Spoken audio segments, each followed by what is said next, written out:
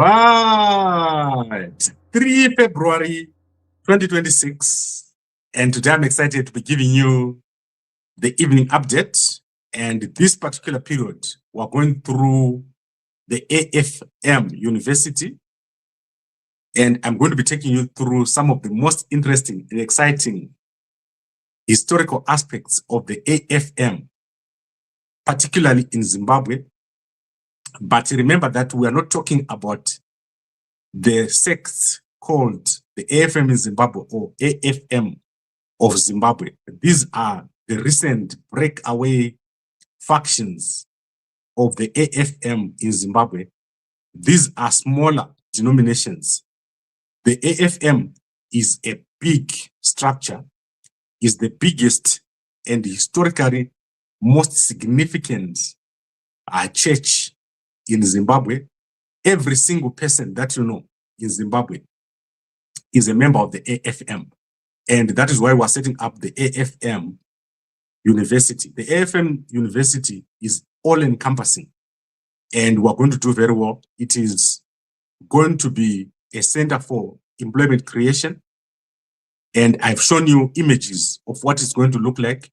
We're going to set up one of the biggest universities ever. But most of you might not know the history of the AFM. And I want to take you through the early history. And then tomorrow I'll take you through the later history of what happened in Zimbabwe with the AFM. Every person that you know can trace their religious origins to the AFM. And the AFM was formed through 2 channels, but they're all the same. Yesterday, I showed you what happened in America at Azusa Street, where there was a Pentecostal revival from 1906 to 1909, and where miracles were seen, resulting in a fire burning and the fire brigade being called every night as the people inside were praying. And that was because of the power. And this influenced people in Norway. So I want to take you through how the official AFM came to Zimbabwe. So in Norway, there was other people who were influenced by the events which were taking place in America. And they formed a local group in Norway, which then went to South Africa. And I showed you John G. Lake. John G. Lake went to Azusa, but his wife was from Norway. So we have a combination here of what happened to officially set up the AFM as a big, big church, which went through South Africa and then came into Zimbabwe officially as a missionary church. So it was a missionary church which believed in God the Father, the Son, and the Holy Spirit. However, new people arose, particularly John G. Lake then had a dispute over the doctrine of oneness. So there was a doctrine of oneness where the leaders like John G. Lake then said, we only want to talk about Jesus. We no longer want to talk about God the Father, the Son, and the Holy Spirit. So there was a split in the South African church of the AFM. And that split resulted in people who believed in oneness, but at the same time, there was another split between the colonialists and the locals. And the locals then started to move into Africa in a parallel structure. And that parallel structure landed up at Gwanda. I said to you yesterday that there was a man called Charles Manamela who arrived at Gwanda and held a revival, which set up the beginnings of the AFM as you know it. So the AFM as you know it right now, that started at Gwanda, not the colonial structure, which was set up by the colonialists from Norway. In Gwanda, the revival was so powerful that people started to leave the AFM and other churches, and they started to follow Manamela. However, Manamela did not form a church. So he did not form a church, He just went and preached. And then people, when he left, people were wandering around. However, there was a man called Abel Sunday who then became a powerful preacher around the Gwanda area and took the AFM around. However, at the same time, there was a man called Samuel Mutendi. So Samuel Mutendi is the founder of the ZCC. Samuel Mutendi was inspired by Manamela, although he was not a member of the AFM. He was inspired by Manamela and set up his own church at Gwanda and at Zvishamiso. Manamela then left and went to Harare, to the areas around Salisbury and Chiwota, and held a revival over there. When he held the revival there, he inspired African leaders in the AFM. So the Norway AFM. He inspired them. And one man that you may not know, that is very interesting, and most of you don't know this. There's a church called Zimbabwe. I don't know if you guys know the church called Zimbabwe. So the church called Zimbabwe was founded by one of the leaders of the AFM. So the AFM leader called James Chikonamombe was a leader of the AFM. He then split from the AFM after the teachings of Manamela and formed Zvishamiso, or what is called AFM Zvishamiso.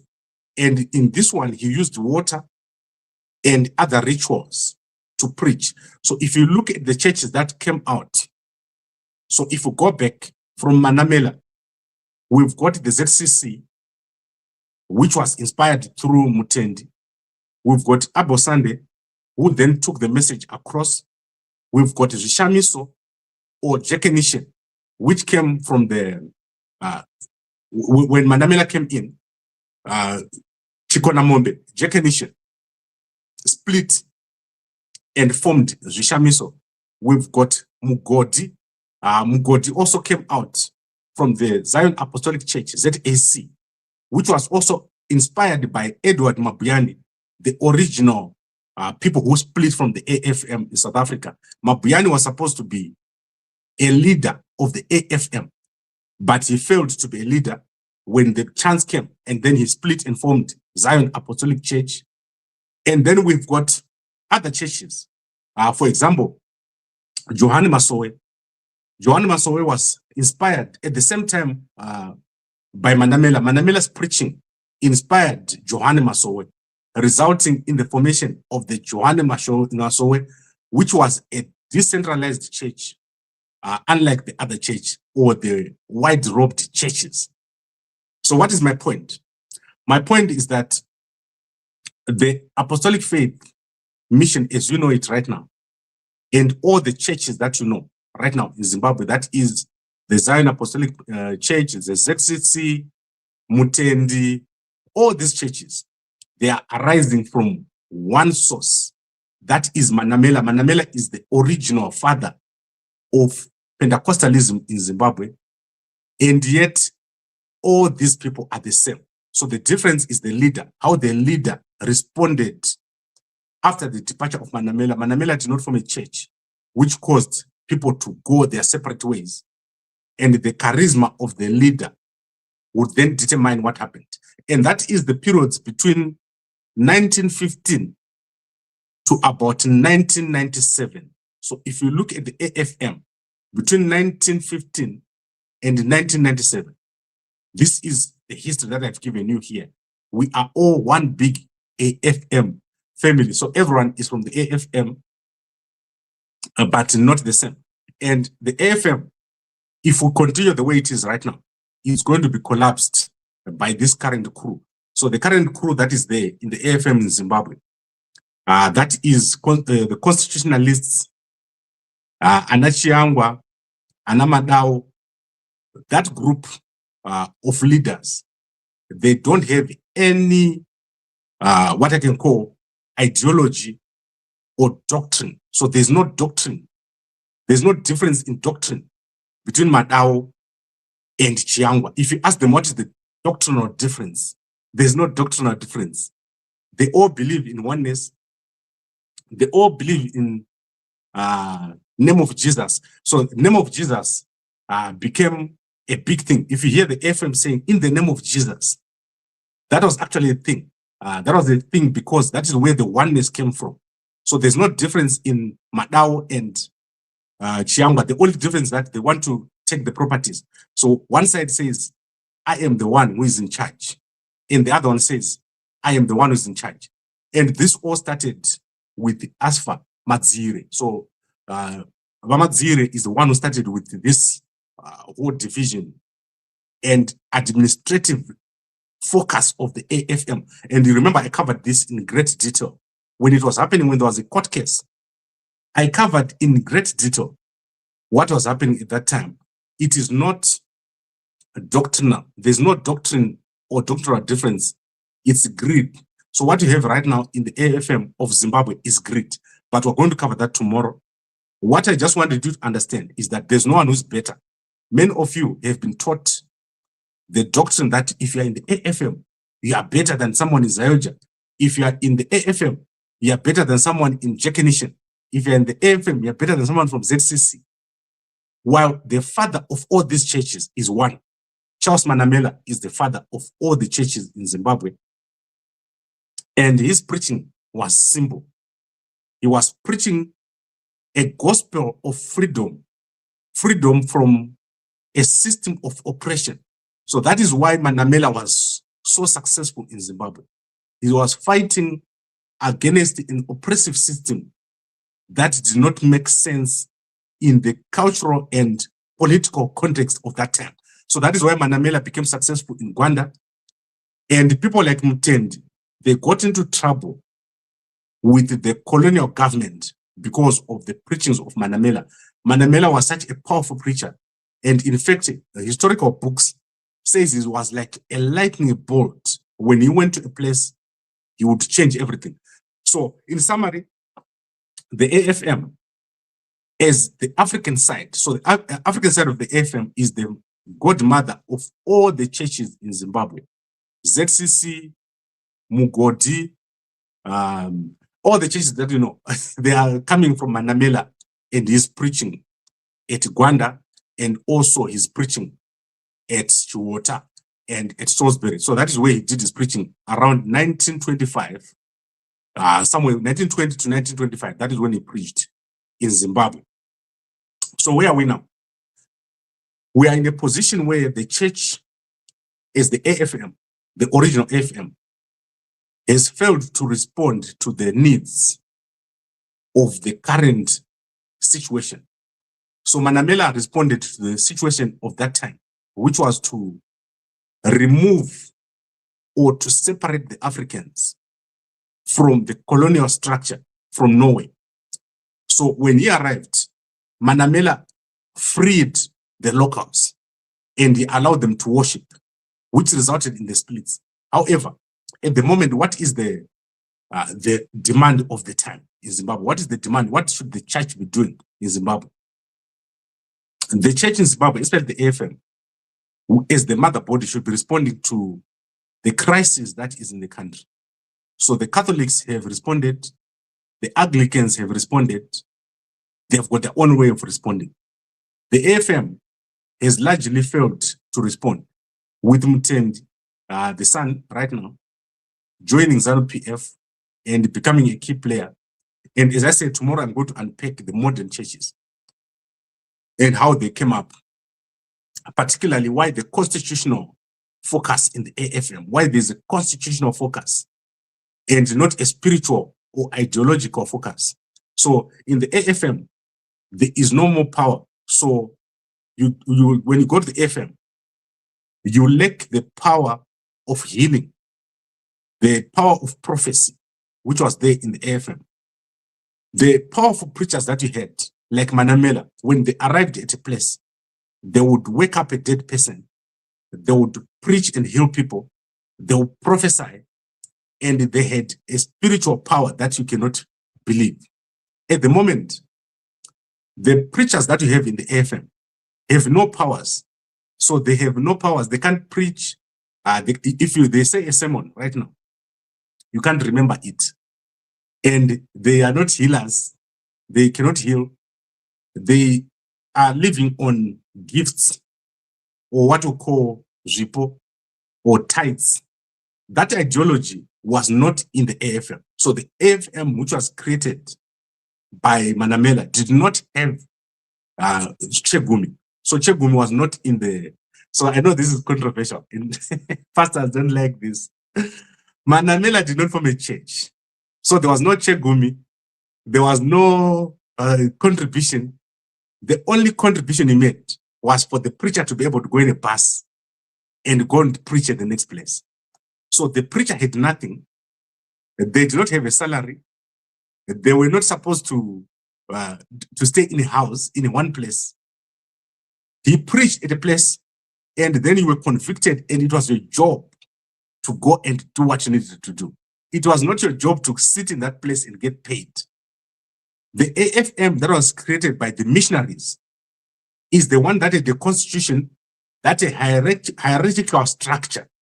So the AFM that you have right now, where the people get salaries and tithes, and they have a constitution, that is the one that is coming from Norway, and that is the one that is creating the current problems that you see in the AFM in Zimbabwe and the AFM of Zimbabwe. There are not two denominations right now, the AFM in Zimbabwe and the AFM of Zimbabwe. And then in South Africa, you've got two branches.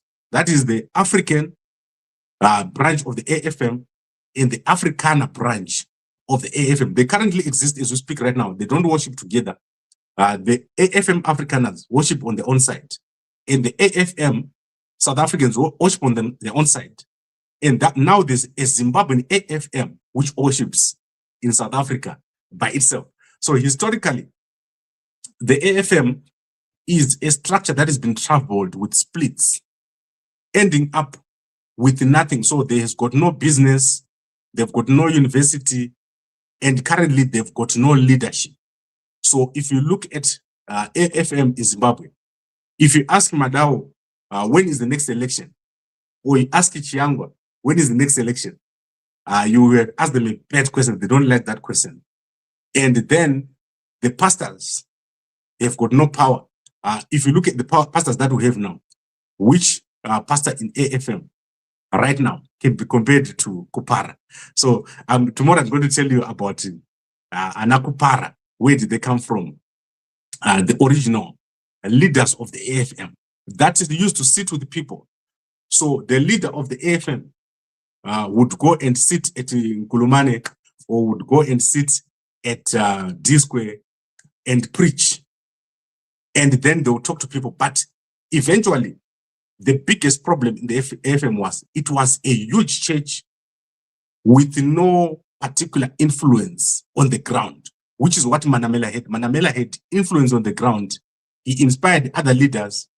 He sparked a new era of African churches. If Manamela did not exist, right now there will be no African church. There will be no Joan Masowe. There will be no ZCC. There will be no ZAC. There will be no Jack Nation. There will be no nothing. And most of you make fun of Jack Nation. Jack Nation was the biggest pastor in the AFM. So he was one of the biggest pastors in the AFM. And that is very, very interesting. So I think I've covered that portion. What do we need to do now?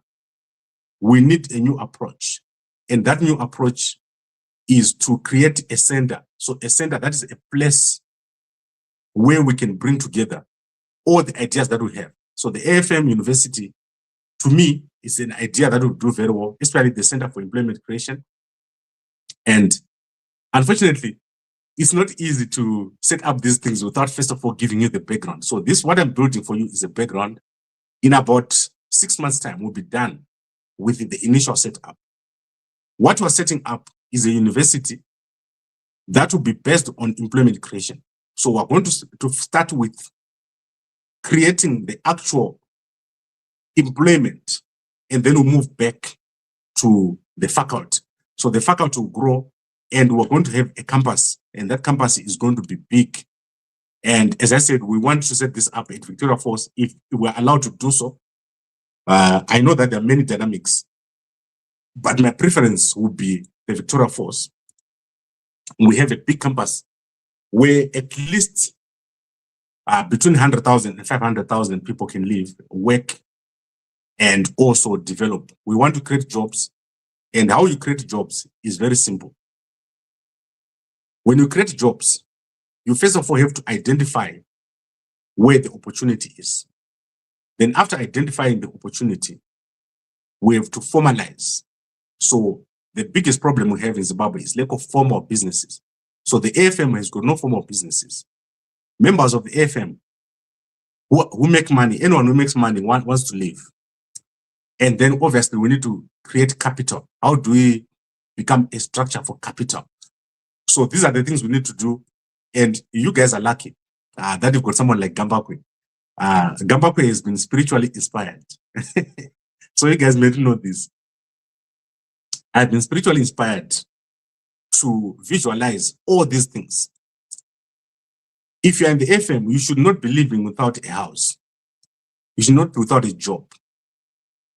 Those are the things that drew people to the AFM. The AFM, it took someone who was no one and grew them into someone. Or what you can say, kusimudza marombe, kuvamu huruva. You understand that concept of kusimudza marombe, kuvamu huruva. Someone enters the AFM as no one, and then they become someone. So that concept is big, and your children should not be looking for jobs somewhere else. So the church's responsibility as the AFM, and I'm talking about the broader AFM. I'm not talking about AFM in Zimbabwe, AFM in Zimbabwe. I'm talking about the broader AFM, is to respond to the challenges of the present moment, which is unemployment, economic crisis, and political crisis. We've got a political crisis in Zimbabwe. And the church's job is not just to watch. So it is supposed to respond. The church must respond. And Manamela, one of the things that he did, and what he did spark, was a resistance against the colonial structure or the colonial injustice. So the church has got a particular job, and the job of a university is also the same, to deal with unemployment, to deal with the economic crisis, and to deal with the political crisis, and then to create a new community. So we want a new community, we want to create wealth. So if you go to the AFM, you should see some of the richest people that you've ever seen. At the moment, if you go to the AFM, what you're going to see is poor people, struggling people, people who need donations. So it makes no sense. And that is why you saw that Johannesburg, they refused to take the gifts from Wickenow. They will never take such gifts, because the church is a source of wealth. So the church is a source of wealth. But in this particular case, we want the church to be a source of knowledge through the university, and then the source of employment, and the solution to the political crisis. So that is where the whole university is going to come in. And it's very easy to set up. You are going to see that within a very short space of time, we're going to do very well. Let me answer the questions so that I know that you guys are interested in the history of the AFM. Gambakwe, Wakurasika, won't let us news, not AFM nonsense. Why wasting our time? You don't understand what I just told you. 99% of the people in Zimbabwe, Mukoma Keke, Geva, are from the AFM. So I'm giving you the history. Don't look at things in isolation. So I don't want you guys to look at things in isolation. When we create a university, you are going to understand. Gambapo Imboti Zidzoro. Zidzoro. Zidzoro is AFM in Zimbabwe and AFM of Zimbabwe. That is Zidzoro. Zidzoro, both of them. They are destroying people through their desire for properties and constitutions. You could be telling the truth, Gambakwe, they use the same book, yes. And then pane pamambo ita imwe live yenyu, I see your Wosema Church Akabam FM, please mkoma. Yes, let me unpack that very simply. The biggest churches in Zimbabwe, all of them are linked to a man called Charles Manamela. Charles Manamela was an evangelist from South Africa who came at Gwanda and had a revival. He then went to Harare, Salisbury, and Chiwota and the revival. After he did those revivals, people left all their churches and many leaders were inspired. All the churches that you know. And the first one was Chikonamombe, because Chikonamombe was a leader in the AFM. He left. And then there was also other people who were inspired, like Mutendi, who formed ZCC, and then Joan Masowe, who formed Joan Marange. I don't know if that is correct to say Marange. And then you've got Chikonamombe, as I said. The funniest church for me is Chikonamombe. I can't get over it. To say that Chikonamombe was in the FM, it would be so funny. But that is the truth. They were over there. We also have the Zion African Church, which was over there. So the difference is many people think that they're better, but they're not better.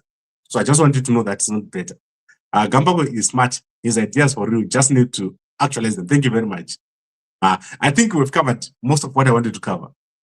Do you guys understand why we need a university? Do you understand why the AFM has failed to respond to the needs of the people and the members?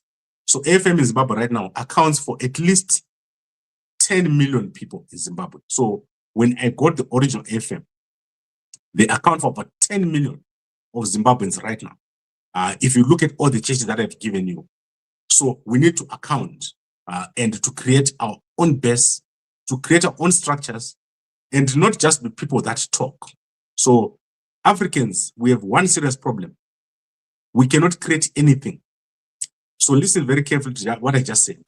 If you bring 100 Africans and say, let's create something here. You say, I'm going now. I told you to create something. You come back after 5 years. You are going to see someone created something here. And someone created something there. And the other one created something there. They can't work on one thing. So that is the problem with Africans. They are not capable of working as a group. They like to split. So in everything that the African people do, politics, you are going to have MDCT, MDCB, MDC 99. That is Africans. They do not know how to work together. However, the AFM University is going to be a different thing. It's going to work. And I would like to ask all of you to work with us. This is inspired. We just finished the 30-day fast. And this is what we're inspired to do, to create. We need to create something that will be present in 100 years' time. We need to create a new economic reality for Zimbabwe. Zimbabwe has gone through a lot. We are a country that has got the people, opportunity. We now have the best education sector in the whole world. There's no education sector right now in Zimbabwe, which is better than Zimbabwe. I've showed you this weekend. Zimbabwe has got the best education sector. The only thing we lack is how do we translate education into reality? That is the gap that the AFM University is going to fill through the Center for Employment Creation. And creating employment is very, very easy. Right, Mopinda Chechi Yachiwenga. Mopinda Chechi Yachiwenga. No, and Dipini Chechi Yachiwenga. It's not a church. Chiwenga does not have a church. Chiwenga has got Jesus Revelation Ministries. He's coming from Zayoja. Tomorrow I'll show you the history, the modern history. So I showed you today the original history of the AFM. So this is the FM, history of the AFM. Is that history? History. Let's correct that. History of the AFM. Part 1. So tomorrow I'll show you part 2. Who is Kupara? Who is Madzire? Madzire is one of my favorite pastors. Madzire officiated at our wedding when we got married. Madzire was the one who officiated at that wedding. He came there and he officiated. You see me in the pictures. So I know Madzire watches me and I like to criticize him. But it's not personal. It is the reality. So the reality that is there is that the AFM is failed and underachieved. The fact that they now have 2 sects, in fact, they have 3 AFMs now. There's AFM of Zimbabwe, AFM in Zimbabwe, and AFM International. There are 3 now, AFMs. And Chiangwa is the leader. and the other one is Madao. Then the other one in Harare is refusing to leave the church. So he was employed at the church, and they said, come out. He's refusing to leave the church. So what is the point I'm trying to make? The church as it is right now, AFM no longer exists, especially AFM that we know, no longer exists. That AFM that no longer exists now has to be revived through the university and through the younger people. So young people are now homeless. They just follow a pastor. So you ask, why are you at Madao? You don't know. Why are you at Shiangwa? You don't know. Why are you at AFM International? You do not know. There is a spiritual figure called Manamela who started everything. Do you know about him? Do you know what he started? Do you know why he came to Zimbabwe and what was the powers that he had, which resulted in the formation of the AFM, where many people broke away from the Norwegian AFM, which had a missionary structure. And what is wrong with the missionary structure? Do you know why the missionary structure failed in Zimbabwe of the AFM and why people left? Do you know why Makandiwa left the AFM?